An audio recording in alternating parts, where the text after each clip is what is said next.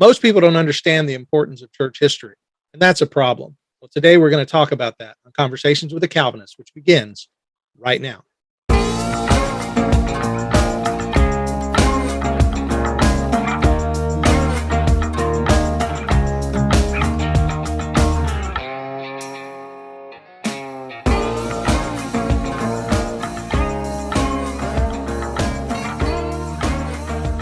Welcome back to Conversations with a Calvinist. My name is Keith Foskey, and I am a Calvinist. And I am joined today by my new friend and guest and first-time person on the show, Troy Frasier. Hi, Troy. How are you?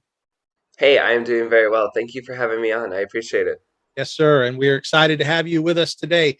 Give you a little background on Troy. Troy is a Midwestern Baptist Theological Seminary graduate. He is also the co-founder of Revived Studios, a church history podcast studio that focuses on telling the stories of God's church through the ages. These encouraging stories of the past have been edifying and lifting up many and helping them to see the great cloud of witnesses their faith is a part of. He currently serves as a missionary in Cambodia and is married with 2 young kids. Again, Troy, I'm so grateful to have you on the program. I'm excited to talk about your work as a missionary, also your work on the podcast. And first of all, I just want to say thank you for reaching out to me, because it was nice to hear that the show is reaching people and you heard about it and wanted to come on the show. So thank you for that. Absolutely. No, I saw you having conversations. You've been putting up episodes for quite a while, and I was like, hey, I should reach out to him. I love sharing about church history. And as I mentioned before the show got going, you have a wonderful voice. I was hoping maybe you could read a sermon for one of my shows, Revive Thoughts, which you agreed to do. So I'm excited for when that comes out. So I thought it would be a great opportunity for us to collaborate and work together. And so, yeah, thank you very much for having me on. Yeah, absolutely. And I'm excited for those who are who don't know. As I said, Revive Thoughts is it's a podcast, and they do conversations like this. Like, you have a co-host that does the show with you, but you also have pastors who record record sermons that are from the past. The one that you gave me is from St. Augustine. And then there are others. I know some people say St. Augustine. I heard you guys say St. St. Augustine. Augustine. But you're from Jacksonville. So, which is why I say St. Augustine. Who was St. Augustine, the city named after, but St. Augustine, the person? That's right. In fact, I used to have an elder who really gave me a hard time, because I would say Augustine and he would say it's Augustine. The liberals call him Augustine. And he would say, you're saying it like the liberals.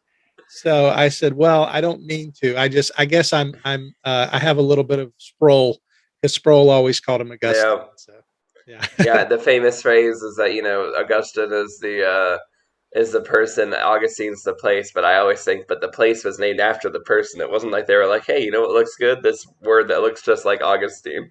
Yeah, absolutely. Well, recently I listened to your podcast, and I heard the John Calvin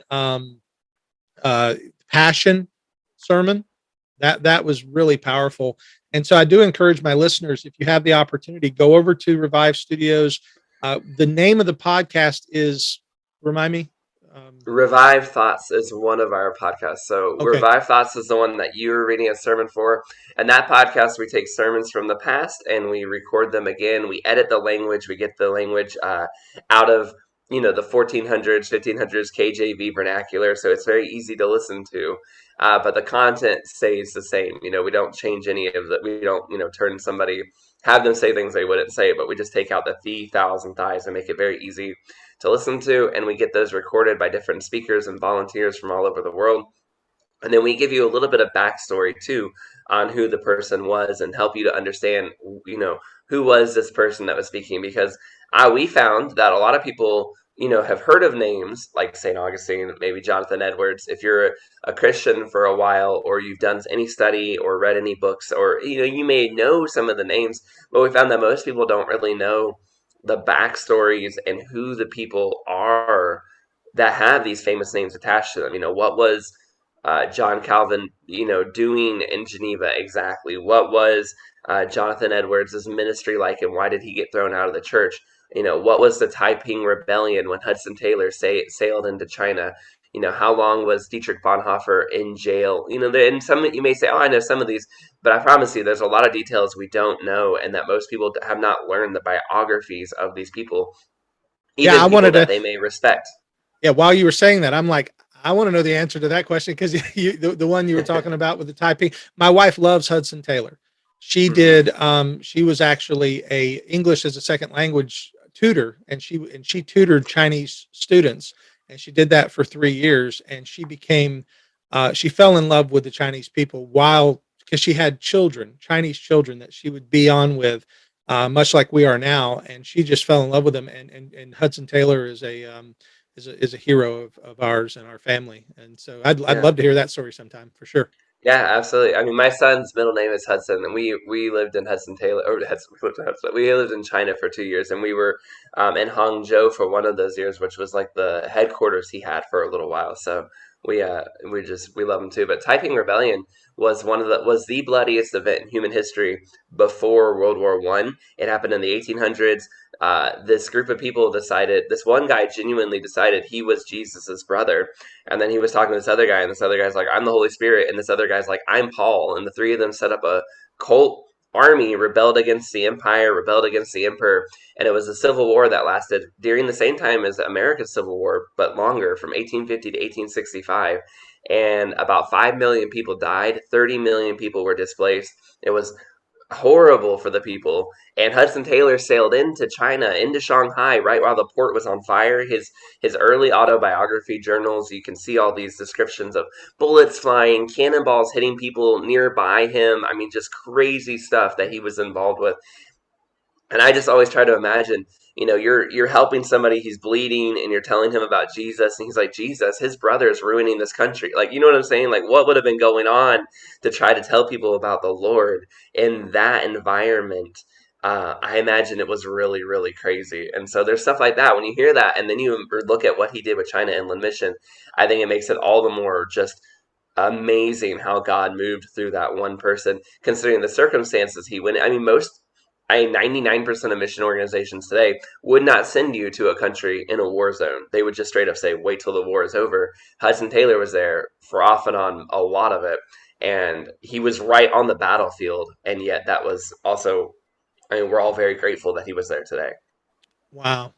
I didn't know about that. That is amazing. And that's the blessing. And we're going to talk about this later in the program, but the blessing of church history is that knowledge and that understanding and knowing what our forefathers have gone through, the ancestors in the faith. And that's powerful. Thank you for sharing that. Now, since we're on the subject of history, before we get into church history, I want to talk a little bit about your personal history, because something you've just said, you as I said in the opening, you're a missionary in Cambodia right now, but you said you did some time in China. How long have you been? Well, let me even go further back. How did the Lord save you? How did you know He was calling you to foreign missions, and how long have you been doing that? Okay.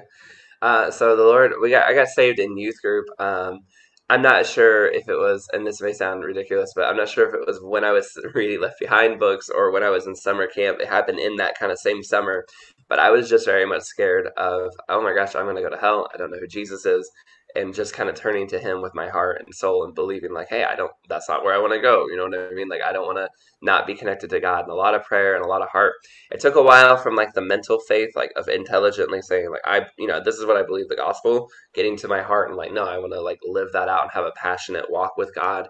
I would say I was 18 or 19 when that started to really happen. And then I went to Bible college when I was 20, and I just fully surrendered myself there, wanted to be involved in ministry, felt called to just spend my life following Him because He'd done so much for me. How could I not spend my life following Him and trusting in His ways? And that's kind of what we've been doing. But if you'd asked me in Bible college, or even at any time early in my relationship with God, or early in my marriage, if I would have been in foreign missions, I would have probably said no. Um, just like if you'd asked me if I would run a podcast where we talk about church history and theology, I'd have probably been like, no, I don't need that stuff, right? I'm whatever, like that stuff's boring. Who would want to listen to that all day? No way. I'm not in. And the same way, I was like, I don't want to do foreign missions. I'm very much interested in helping America. I loved politics. Politics actually helped bring me to God as well as reading. I read a lot of conservative Republican books and stuff like that. I probably have read more of those than anybody, especially when I was in high school. And they always mentioned God, so it kind of piqued my interest in that. Plus, they went after evolution a lot, and I didn't like evolution as a kid in science class. I thought it didn't seem to make sense. So these factors helped pull me towards God so mind, I was like, I'm definitely going to get involved in politics when I get older, or I'll serve in a church somewhere. It'll be fine. But God had us go through different things. And as I just followed his path, eventually we ended up in China as teachers. And then from there, we came back to the States when I went and get my seminary degree. And then we just felt like, especially during last year during COVID, we just felt like I was like saying, go back over, go back over. And when we asked him where, we were like, well, we don't want to go somewhere bad or uncomfortable. But the Lord was like, Cambodia, which is both of those things in a lot of ways. I love the Cambodian people, but it's a tough country, and we spent the last year in a very tough city. But the Lord is good. We've been trying to be faithful to Him, and yeah, just kind of trusting Him for where He'll send us and what we'll do. And we just love teaching the gospel. I've been able to be a Bible teacher this last year, and I love teaching the Bible. Love just walking through it with students and seeing them learn more about it. Having students tell me like, "Wow, I learned so much about the Bible this year. I've been in a Christian school for 11 years, but it's completely different this year." I'm like, "That's awesome. That's what I love to do." So, Amen. Amen. Now, you and your wife are obviously there with your children. Is she also engaged in missions work as well, or is she primarily with the children? no, she currently is. We're actually planning to move soon, and she'll be able to be more focused on the children. But currently, she was also a middle school social studies teacher in the current situation we are in, and she also is podcaster as well. She runs one of our shows, Martyrs and Missionaries, which is wildly more popular than my show, Revive Thoughts. So people love that show. The name itself just grabs them, and she does a really, really, really good job. And so, yeah, she's involved with the podcasting side of the ministry, and she's also involved with the work we're doing right now as well. So, I have a question now. This may be somewhat, I hope not too controversial. You just mentioned martyrs and missions, and I yes. know one of the most famous books of church history that is on the popular level is Fox's Book of Martyrs. But I also know that book is criticized from Roman Catholics as containing some misinformation. And you Hmm. being a church history expert, I would like to ask: do you think that that's a fair characterization, or do you think that Fox's Book of Martyrs is a good resource? Because I mean, I don't know enough to say whether it is or Hmm. not. So, I'm not a scholar, so somebody might be able to just poke me apart from my research into that, because I have heard people say, well, we think he was exaggerating. So when this actually kind of goes back to studying church history in general, I sometimes think this is why people maybe get turned off by history.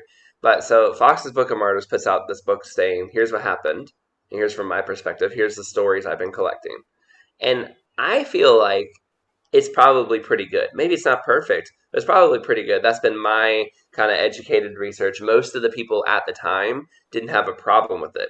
The Catholics had a problem with it, but of course they did. I mean, yeah, yeah, they're the that's bad guys yeah, in the yeah, story. So I mean, that yeah, makes sense. We and you could say, well, Protestants persecuted Catholics back. Okay, but we know that the Catholics persecuted a lot of Protestants, so it's not unheard of. That makes perfect sense that what Fox was saying was true. And then what happens is, 200 years later, 300 years later, we're looking at this, we're trying to figure out, neither of us are there.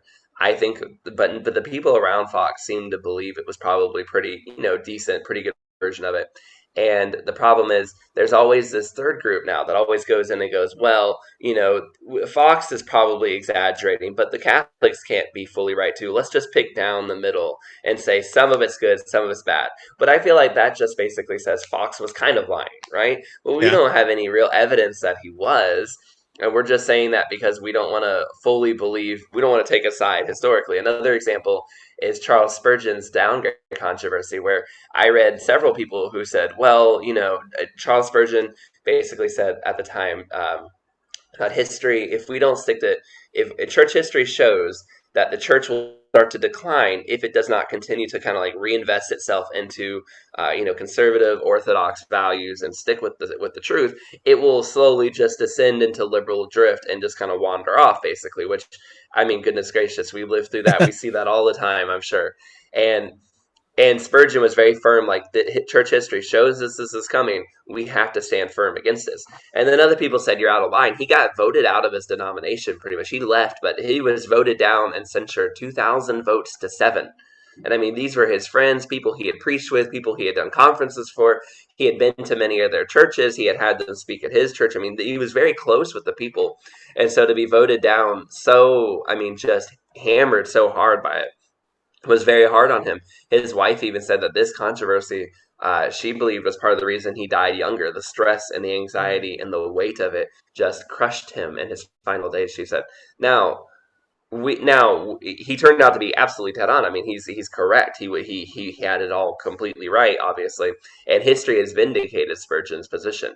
But there's another group out there that goes, well, Spurgeon was right to be concerned about liberal drift, but he went too far, and his critics were, So let's find that middle. And there's always this group of historians that just thinks, I can't know for certain. I don't want to take sides. So if I just say both sides are somewhat wrong and somewhat right, I'm doing history well. I don't think that's accurate, because you're always saying that everyone's half lying, but people do tell the truth, right? And Yeah. that doesn't mean no one lies, but that doesn't also mean that everything we say is untrue. What if Fox was telling the best version of the story he knew? I mean, let's give him the credit he, I think, deserves. And that's so my approach is, generally speaking, not to be overly critical using sources 300 years removed, if that makes sense. If no one at the time is attacking it, I'm not going to be the person to start jumping it.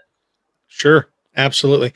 And one of the things that I hear, and I know I'm jumping ahead in the conversation. One of the things I hear a lot of times people will say in criticizing historical works is they will say, "Well, history is written by the victor, and so you can't." And what that tends to mean, at least from my, and maybe you can correct me, what it tends to mean from when I hear people say that is I can't believe anything history says, because Yeah. it's the victor who's telling the story, and therefore I can't have any confidence. And you end up being able to say we really don't know what happened. That's almost what you have to say, Hmm. is we don't know what happened, because all we have Yes. are the victor's opinions. Yep. No, history has become very much morally relativized. In fact, I argue that if you're running a seminary and you're listening, or you're running a Bible college or whatever, I don't know why you would be listening to me right now, but if you were listening to me in this, you clicked on this one, I highly encourage you, get a hold of your history department, because I believe most of the time we think, okay, we're going to be attacked head on in theology by progressivism and this theological drift and all this stuff. And I would say it's your history department is where it sneaks in first. Actually, they don't you're going to have progressives, sure, that come straight after the Trinity, but they don't normally start with the Trinity is false. Here we're coming straight into your, no, they're going to come in through the back door, through the history department, and say, oh yeah, no, but really, Jonathan Edwards has some problems, and Voltaire is actually worth studying, and actually, we need to rethink our look on blah blah blah, and we got to remember Charles Spurgeon was bourgeoisie, and they're going to do these things where they just slowly chip away at our heroes, and they slowly lift up the villains, and before you know it, nobody's trustworthy in history. They've completely relativized it all and turned all of church history into the, well, we don't want to make, they'll say, we don't want to make hagiographies, or we don't want to make too big a saint out of this guy, and so let's just drag him through the mud. And that's also false. And I always say, look, we're going to be in heaven with all these people. Do you want to have to go around heaven apologizing to them for ripping on them for your entire life? Okay, like, that doesn't mean we can't point out their flaws. I do think we have to point out flaws, but if you're just living in the flaws and you're not talking about the great things God has done through his church, you're studying church history wrong. Yeah, absolutely, absolutely. Um, so again, every time you talk, I come up with 1,000 questions, and I don't want to. I find you a fascinating young man. I appreciate the work that you're doing. I appreciate you as a missionary. My wife and I, as I said earlier, we love folks who do foreign missions. If there were people who wanted to learn more about your missions work, is there a website or something that they can go to find out if they wanted to Yeah. support? You can come to our Facebook group, Following the Frasers. That's kind of where we do all that. We try to have it a little bit private because we have to be a little bit careful, but we let lots of people in. So if you look like a real Facebook profile, we'll let you in. If you were created yesterday and you're in like 45 different groups, which sometimes they'll come in, I'll be like, I think you're a bot. But we try to let people in, even if we don't know them, who are listeners to our show, so they can follow us. But we do have to be a little bit careful because we do go to country. I mean, we live, actually, every country we've been outside of America is not open to the gospel directly, in a sense. So we have to be a little bit, just a little bit more cautious. So that's kind of where our little private group, where we can share updates and tell you what's going on, and be a little bit more forthright about the gospel and the ministry that we're doing there. So yeah, following the Frasers, a little Facebook group. Just join us. And like I said, we have lots of listeners that come in, so we're used to people who aren't, maybe necessarily people we know being in there. Absolutely, and that's Frasiers. Frasier, actually, S. like the old TV show. Well, old to me, and maybe that might insult people. It's Frasier, that was on when I was a kid. So yeah. Yes, absolutely. I love Frasier. Okay, so that way people will know how to reach out to you and how to get get follow you if they are so interested. And I know as soon as I tell my wife, she will definitely want to, Awesome. especially and that knowing that your wife has a podcast. My wife every once in a while will do this show with me. In fact, the number one show I've ever done, it's had more downloads, more hits. It gets hits every day. My wife and I did a show on Martin Luther's wife, Katerina von Bora, and it was like I said, it's my claim to fame. It's my one show that sort of almost viral. Like everybody's. There you go. And I always give her the credit for it because she was the one who researched it, did all the information for it, and shared it. So it's wonderful when you can do ministry with your best friend and the person that you love. Absolutely.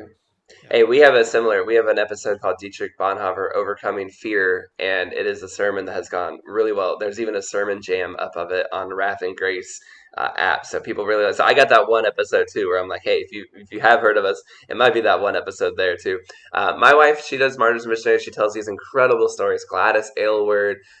She's currently working through Henry M. Stanley. You may not have heard of him, but he's the guy who discovered David Livingstone in Africa. He got saved from David Livingstone. Spoiler: my wife hasn't gotten to that part in the episode series she's doing, but it is a really, really, really good. If you wanna jump in though, highly encourage you go. If you listen to all of this and you don't want to listen to Revive Thoughts and listen to old sermons, but you're missing out, I'm telling you. But if you want, go check out Gladys Aylward's episodes on Martyrs and Missionaries. If you don't already know them, go listen to Amy Carmichael or Darlene Rose. Some of those people will deeply convict you, and you will walk away going, my life's not so bad actually. I've got food on the table, I've got kids to talk to. Nothing puts your life in perspective like hearing about these incredible people that have suffered for the gospel around the world. And my wife, she's just a great voice for it. She loves doing it, and people are always. I feel like a lot more.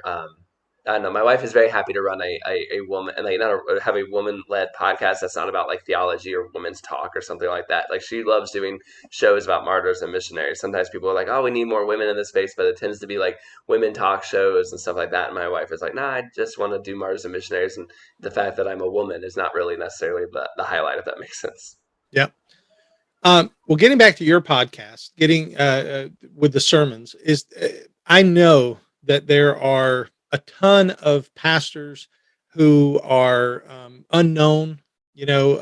Paul Washer even talks about the rose that blooms on the mountain that no one ever sees but God, and he talks about there's pastors that no one's ever heard of, but that God used mightily in their wherever they were, and that's encouraging especially to small church pastors like me. When you hear stories like that, it's wonderful to know that they did touch some lives, that there's guys out there that God used. So if you were to say here, I know you said you had your most popular one, but that doesn't always mean it's your favorite, because I know for me, like I know what's most popular isn't always my favorite. Is there a sermon by somebody that none of us have probably heard of, but that you guys have done that you would say y'all need to hear this? Yeah, no. Go subscribe to Revive Thoughts and download all of them. I feel like that every single week.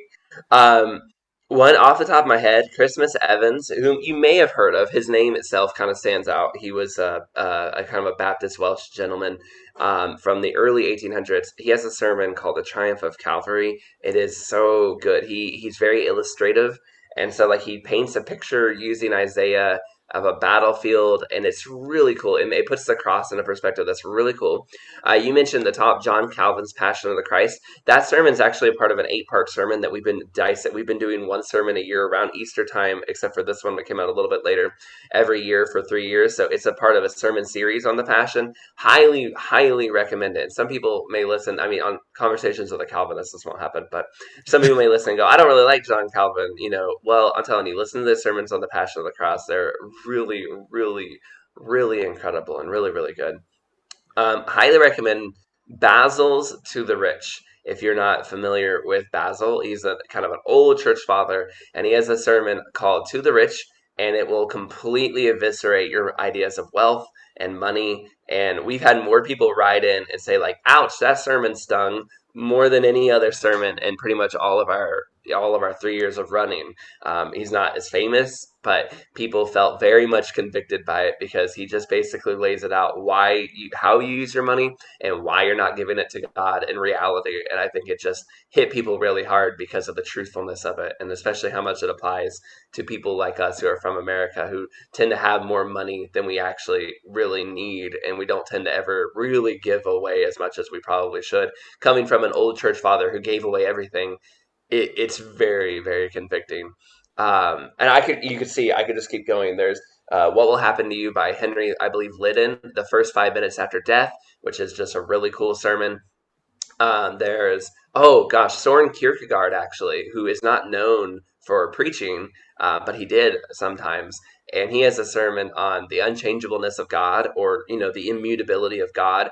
Oh my goodness, it is so incredibly good. His perspective on how to share the idea of God never changes, it was very powerful for me. It really it really made me look at immutability differently after that. Just, he described God as the ability of God to be so patient while you sin. Humans could never do it. Only someone as perfect as God could let you sin and sin and sin and not basically get you what you deserve the second you do it, but just wait for you to finish before he's done with you. It was such a good sermon, and really, it really powerfully changed my outlook on immutability and how important it is. It just, gosh, you can see there's so many. There's Hudson Taylor's Compassion on the Multitude, which is a really good sermon on just him sharing. And some of these are famous people. Hudson Taylor's obviously pretty famous, but I'm just saying, like, there are so many of these sermons where I just go, man. Oh, Robert Murray McShane's sermon, Another Lily Gathered. He preached it as a funeral sermon for, I believe, a 14-year-old boy who died very, very sad.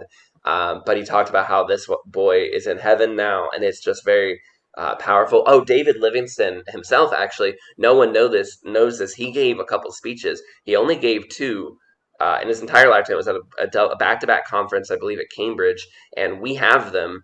We went to the Livingston Foundation, asked for them, edited them, recorded them. We're the only place you can find them on the entire internet, pretty much, and you can listen to them there. So literally, they're pulled out of the archives. And we have a few sermons like that. George Matheson's Patience of Job was once preached before Queen Victoria, and it's been completely lost to history. But after searching and searching, we got a library to scan it to us. And it's really, really good one as well. Gave me a much better appreciation for the book of Job than I had before I listened to it. And again, it's crazy because it was once world famous, read around the world in newspapers, preached before Queen Victoria, and then just completely lost. No one knew about it until we brought it back out and put it back into recording. So we have a lot of sermons like that, where you'll hear people like Jonathan Edwards, people you'd expect, Jonathan Edwards, John Calvin, Charles Spurgeon, big names that you would expect to be on a show like this. But we have lots of sermons that you've probably never heard of. Everyone's completely forgotten. And then for the first time in, history, they're back, sermons by people like John Wycliffe or people like Thomas Aquinas, people that have really, truly been either forgotten, or the fact that they were preachers has really been forgotten. And we're bringing even a sermon by Boniface. Yeah, and that's what's amazing is you can't. I mean, any of us could pull up a sermon by John Piper or John MacArthur or R.C. Sproul, and they have 1,500, 2,000 sermons, at least, that are available in their own voice.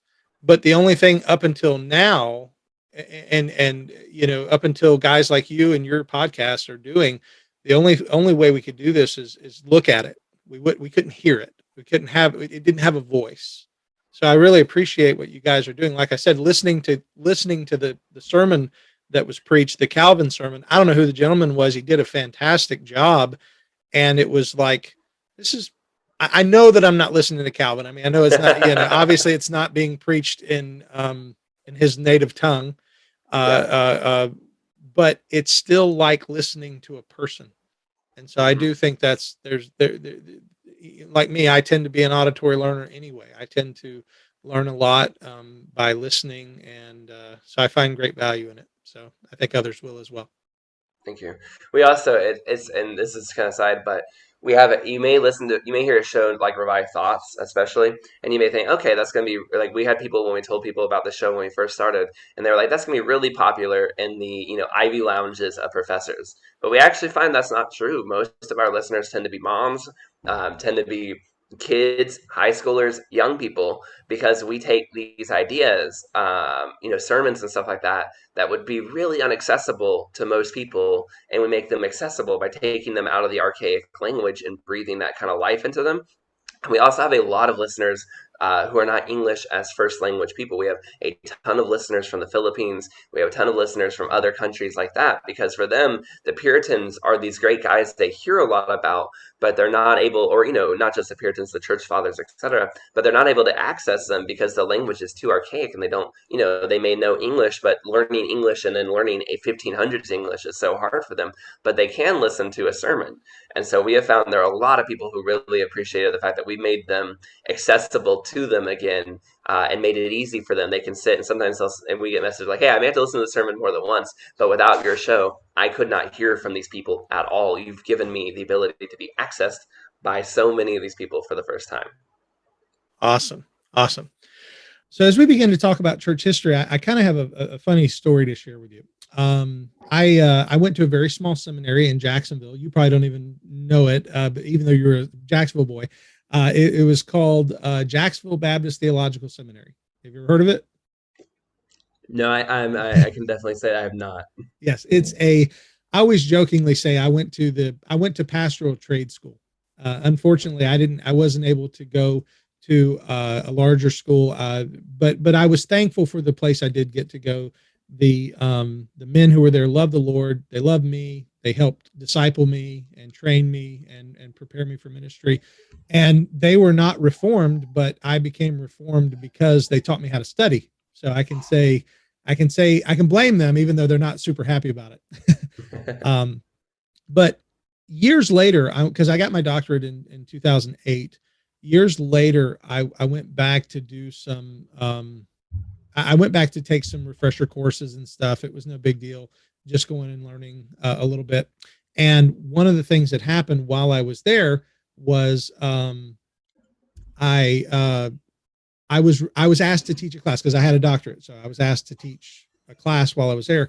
And the class we discussed was history. And I said, oh, I would love to teach church history. I would love to teach on the early councils, and we could talk about Nicaea and what happened there. We could talk about, Chalcedon. We could talk about these different things and how the church, how foundational these were in regard to Christian doctrines. And they looked at me strange. And they looked at me and they said, but wait a minute, those are Catholic councils. And I said, what do you mean Catholic councils? This was church councils. These were ecumenical councils. This wasn't Roman Catholic, but their view was all of those councils were all Roman Catholic.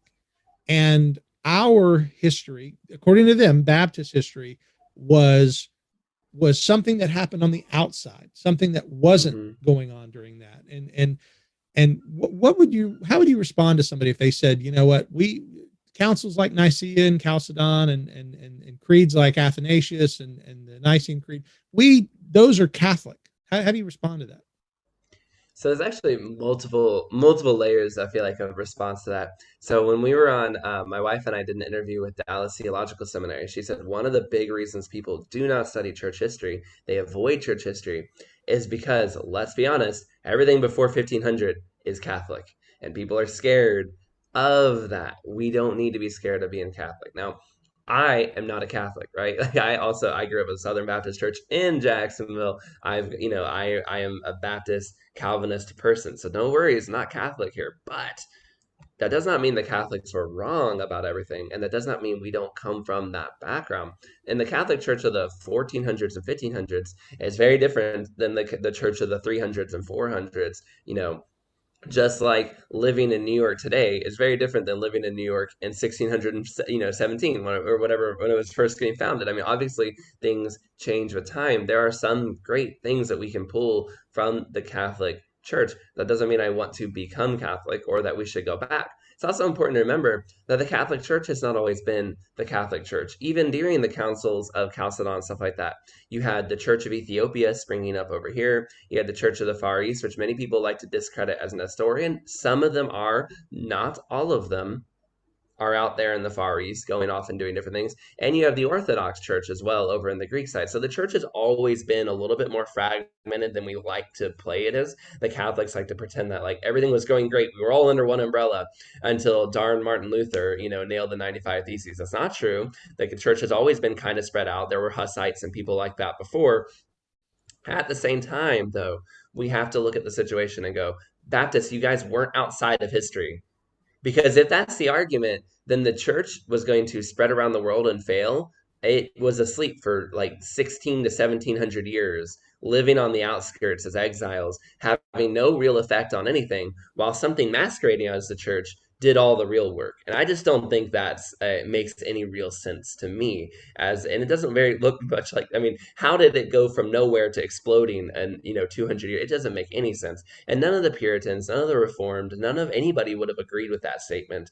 And this idea that you can claim only the people living outside of it, like you get to claim this group of people, the Hussites, or you get to claim what are the ones before them, the Lollards, The or Waldensians and the yeah, yeah. and the Lollards, and you can claim all these people are secretly your people running the Baptist strain of thought this whole time, and maybe Anabaptists sometimes get thrown in there, maybe not, whatever. But you're this other clique and this other strain of thought. You're not. You don't.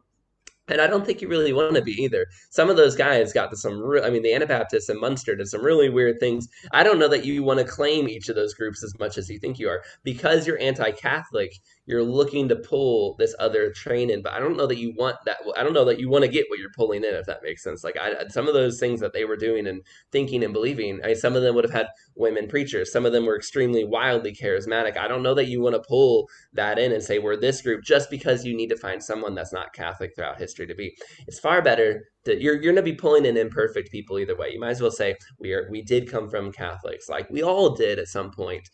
We do trace our history back to them, yet we broke away for very legitimate reasons. Maybe there's stuff to learn from Aquinas, and stuff to learn from Anselm, and stuff to learn from Augustine, and stuff to learn from Gregory of Nazianzus, these great early fathers. Yet there's very real reasons Martin Luther and the reformers had to break away. And let's also not forget, like, it's not like when Martin Luther suddenly learned the idea of justification that he really got the proper understanding of it. He immediately said, let us form a new church. He was originally trying to reform the church from the inside, as were many of the other early reformers. It just over time, there was no reforming it and they had to break away. But they originally were planning to fix the church, not break it down. Had they been successful, had maybe Jean Gerson and some of the people from the 1400s been listened to and the church had not continued swerving into idolatry, had Savonarola or some of those other people been maybe a little bit more successful, we might all still be Catholic today. Now, I'm glad we're not, but I'm just saying that was the original goal. And so the idea of just taking all of that and throwing it out and throwing it to the waste bin of history. The reformers write very strongly about why the Catholic Church is evil, and most of them take Revelation and they go Antichrist, Antichrist, right? That's the Pope, right? Yeah. But they were being killed by the Catholic Church. They were being persecuted by the Catholic Church. The Catholic Church of the 1500s and 1600s is not the same Catholic Church of today either, even though they would argue with me and say they are, but they're not. And so we need to not make the same mistake. Of course, they saw everything through the lens of the Catholic Church was evil. They were under direct oppression by it. But if we move them back, if we took, some of them and moved them back into the 800s, they would have found the Catholic Church probably not as bad. And that's just how it is. I think this idea that the Baptists can skip out of history, I think is really foolish of them. And also for the Baptists, I think it's actually better you don't do that anyway, because the Reformed, the real Reformed, Presbyterian style Reformed, who are great in a lot of ways, but they love to act like, well, we have the great dominance, and once everyone gets back to our ideas from the Puritans in the 1600s, we will, we'll be dominating again. And they're growing. The movement is very big right now. But I ask you, well, why did you guys lose in the first place?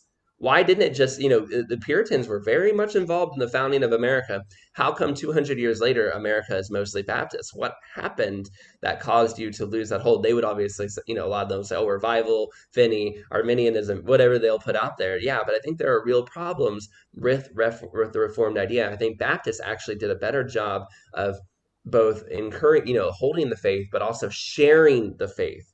It wasn't until the Baptists really got the heart of the American people that the Americans suddenly became the great missionary nation that she was from the 1800s and 1900s. No other group of people have sent more missionaries, and no other group of people have spread the faith around quite like the Baptists in America in the 1800s, 1900s. That happened after they transitioned out of being the hardcore Reformed Puritans. Why?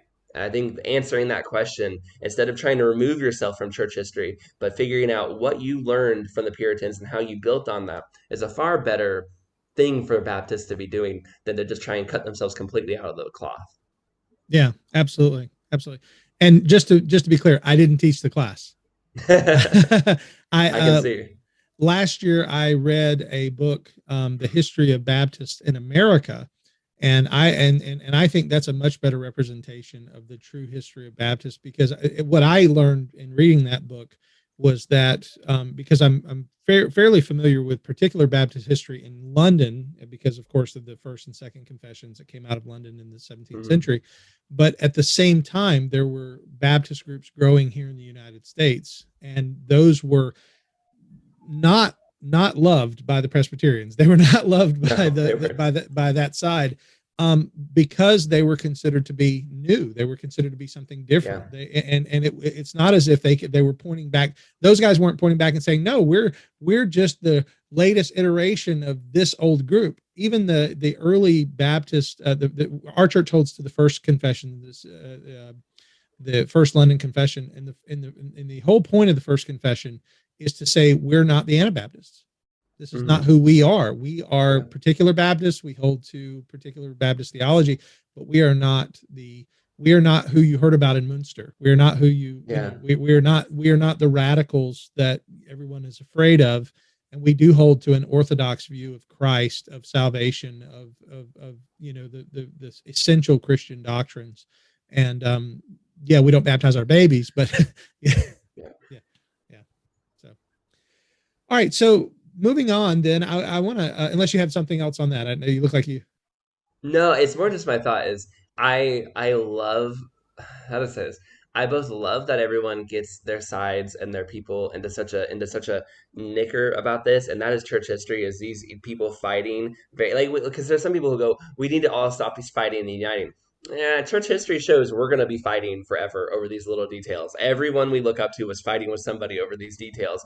But at the same time, one thing I love about church history too is if you study church history honestly, you will find people from camps you don't agree with, and you will grow and learn from them, and you will have to go, wow, I can't, we don't view things the same way, but that person really knew God. A great example, G.K. Chesterton. He is a Catholic, not a person I would, but boy, his commentaries on the world are as sharp as anything you could ever touch. His kind of descendant, C.S. Lewis, most people who are familiar with him would say the same thing. I wouldn't agree with his theology per se, but man, his commentary on human beings and their relationship with God is as sharp as anything you can touch. In the same way, I don't come from this group, but there's no denying John Wesley, amazing, had powerful impact on the world. A.B. Simpson had a powerful impact on the world. People whom I don't agree with, they led movements by God. And even people I do agree with, like Jonathan Edwards or some of these other guys, they did things I wouldn't expect. Charles Spurgeon had, people are discovering, had kind of more of a healing ministry than people realize. When Jonathan Edwards was preaching his famous sermons, people were rolling on the floor, making very charismatic sounds. If that happened in a Reformed church today, people would lose their minds. And yet, historically, that was pretty common in revivals. And revivals, by the way, were originally a Puritan Reformed thing. Like that was their thing before it got taken over by other people. And so we have to look around and go, history is more complex than I realize it is. And that people in camps I don't agree with, God has used. And that's one of the other problems with this idea that Baptists get to separate themselves from history is, I'm sorry, you're not the only people who had the Spirit of God this whole time. Like God has been moving and doing things, even in people like those Anglicans or like those Lutherans or those people you don't want to agree with or don't like. I'm sorry, but perfect theology is not the requirement for God using you. And Amen. even today, we do not have perfect theology either. I think sometimes we think, if I think the perfect thoughts, then I know God, and then God can use me. Wrong. Love him, love many people to death. They did not think about God the same way as me. In fact, they probably had very imperfect theology. God was still using them because they knew him. They may not have known him this in the way I would have liked them to, but they knew God. That is the requirement. Yeah, absolutely. And you know, as obviously a card carrying Calvinist, I'm convicted on what I believe, but I cringe when my fellow Calvinists would say that because someone's not a Calvinist, they're not saved. And I do Yeah. know guys who would go that far. And I have one of my favorite guests on the program is a man named Matthew Henson. He's a friend of mine. He's a very intelligent, articulate young man. And I always joke, he's my not yet Calvinist friend. And because I'm always picking at him about, about being a Calvinist, but he's not. And yet he's one of the people I respect most. And I love the historical relationship between, at least from what I understand, between Wesley and Whitefield, Yeah. which was a loving relationship between brothers, even though they stood on different sides of the question of predestination. On George, we did George Whitfield's funeral sermon, which was preached by John Wesley in an episode of Revive Thoughts, and we covered that back and forth they had. They really did have at one point real tension, and then they also really did recover and become quite good friends. Especially George, I think, made up a little bit more with Charles than John. I think that's just personality wise. John was a bit more of a hard nosed guy in general. I think he was closer with Charles in the first place, but him and John did bury the hatchet, and George Whitfield and John Wesley's like spiritual son, if you can, the guy who was influenced a lot by both of them, but more by George, was John Newton. And once they buried the hatchet of theology, the person that came after them, the kind of spiritual descendant of that Methodist work, John Newton, who, I mean, look at all the good he did for Britain and look at all the good he did for the world because he was trained by the people who were trained by these two guys. And because they put that theological disagreement to the side and came together, the world got rid of slavery. It was not quite as simple as that, but I'm just saying, like, you can see that deep connection. Had they continued to just drive the axe into each other because of disagreements, would we have gotten a John Newton? Would we have gotten a William Wilberforce? Would we, sure, we may have, God would have moved, but I'm just saying, you can see where good came from people saying, though we disagree on, and that's something too. We all have our beliefs, and I think we all, and some of them are wrong. I don't want to get ecumenical and say, because that's a very real danger. There are a lot of people who say we all have beliefs, we need to unite, so put the axes away, but they're coming with very false intentions, even if they don't know it. But at the same time, you can't perfectly understand the will of God and sovereignty and all these things. And so we need to learn to quit trying to force it, right? I would much rather, as a missionary, be working with a couple Arminians who love Jesus and really truly know God than a couple Calvinists who've read all the great books and are sitting in their office and they refuse to come out and do the work. You know what I'm saying? Like, Absolutely. I give me people who have a fire for God, who are out here doing something or out there doing something, who are getting off their office desk chairs, but who maybe see God differently. I'll take them over the guys who can tell me all the perfect justifications and doctrines, but they aren't doing it. They're not doing anything. That's right. But they can get That's into right. a great Facebook comment argument with me. Yeah, and that's the keyboard commandos.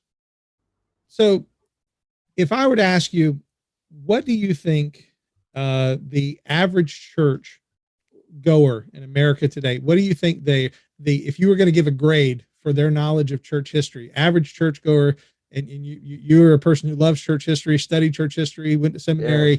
If you were to give a grade for the average person, I'm not asking you to be ugly, but being honest, where do you think we Yeah. are? I'm gonna be ugly. We're all at F minuses. We Okay. are failing, and I'm not saying that to be mean. And somebody might have heard that and say, "How dare you?" But the point is, I thought I knew a lot about church history. I went to Bible college. I was a well read guy. I mean, I love reading books. I thought I knew a lot before I started Revive Thoughts. And when I started Revive Thoughts, I realized even the people I thought I knew, like a Charles Spurgeon or a Dietrich Bonhoeffer, I did not know. I did not know their biographies. I did not know how they thought. I didn't know who they really were. And if you don't know the people of church history, you really don't know the story of church history at all. And history itself is just one of the most, I think, understudied academic forces.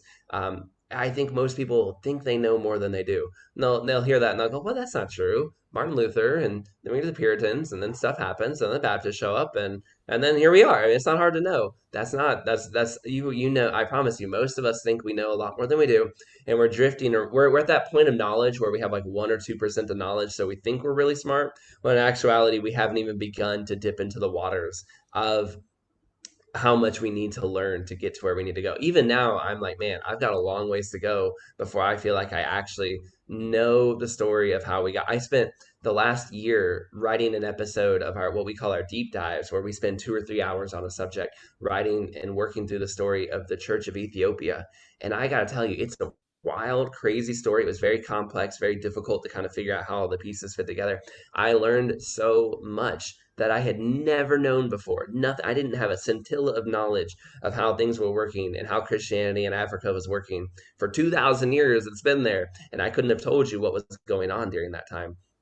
And I think we all are lacking just gigantic gaps in our knowledge of how we got to where we are. And even the people who love theology, they know, much like the Baptists, oh, well, I know theology, I know the Puritans or something. You know one strand of it because it agrees with you theologically, but you've got these other strands going around you and interventing in there, and you don't know how they all piece together. But study it, learn it, listen to our podcasts, hear the stories, because the crazy thing is God has been using many of his faithful brothers and sisters, he's been using many of our faithful brothers and sisters in Christ for years and years and years, and nothing will comfort you more than seeing God work through history. Nothing, man, you see war around the world. We have so many people who have got. D.L. Moody was a chaplain in war. J. Gresham Machen was a YMCA soldier. Van Dyke was on a battleship. B.H. Carroll was literally a soldier trying to die in battle. I mean, we have so many brothers and sisters who have been through war. Oh, well, there's plagues out there. Well, that's okay. Martin Luther, helped bring in plague victims. John Wycliffe helped bring in plague victims. We have so many people who've survived the Black Plague and so many other things, or who didn't survive it and who were faithful all the way to the end. Oh, well, there are hard economic times. Well, hey, J.C. Ryle's entire family went bankrupt. David Livingston grew up with 6 or 7 brothers and a one-room apartment. We have people who survived poverty. Well, I might be sick. Well, we've had people who survived that. Well, I have depression. We've had people who survived that. Charles Spurgeon. We have people who lost their minds. A.B. Simpson and Hudson Taylor both had mental breakdowns. You can look to them for comfort. Oh, we have people who have physical handicaps. George Matheson was blind but preached before the Queen of England. We have people who've been through these different things. We know what that's like. There are, David Brainerd is a debilitating disease, but look at what his missionary biography did for the world. We can look to history and find, no matter what you think you're going through, someone has been through it already, and they can encourage you and they can help you and strengthen you. And we have to start realizing that we are surrounded by such a great cloud of witnesses as this. And it's not just the hall of faith from the Old Testament or the New Testament Acts, but the church has been going for 2,000 years, and their stories deeply edify us today. And as a church, when we learn that we're just a small part of church history, it frees us up and gives us so much courage to do what we need to do today. Wow. I just want to throw my headphones off and go preach. That was very good. That was very good, Troy. And I appreciate your passion. I appreciate your knowledge. And I would love to sometime just sit down and ask you a 1,000 questions. And I would try to answer them. Well, maybe we can have you on in the future and we can do this again, and we can Let's do it. Maybe if there is a listener who's out there right now who's interested in asking a question for a future episode, maybe they'll do that, and we'll kind of encourage that. But also, like I said, I just want to say, one, I've been very encouraged by your ministry, by your podcast, and by you sharing with me today. So I want to thank you for coming on the program. Thank you very much for having me on. I really appreciate it. Absolutely. And thank you, listener, for being with us today on Conversations with a Calvinist. This has been a unique episode. I'm so encouraged. Like I said, I feel like I want to get up and go preach. But awesome. yeah, absolutely. And I hope that you have been encouraged as well. And like I said, if you have a question that you would like for me to address on a future episode, or maybe you'd like me to invite Troy back and talk about a particular subject in church history, please send me an email at calvinistpodcast@gmail.com. Again, that's calvinistpodcast@gmail.com. If you're watching this on Facebook, go and join our Facebook group, Conversations with the Calvinist. Just all you have to do is click on it and you'll get approved to come in. You can ask questions right there and we can use those for future episodes. If you're watching on YouTube, you can leave a comment. If you're listening to us on Spotify or Apple, you can send us a message again through calvinistpodcast@gmail.com. And thank you again, Troy, for being with us. Thank you for having me on. Yes, sir. Thank you, audience, for being with us. Thank you for listening to Conversations with the Calvinist. My name is Keith Foskey, and I've been your Calvinist. May God bless you.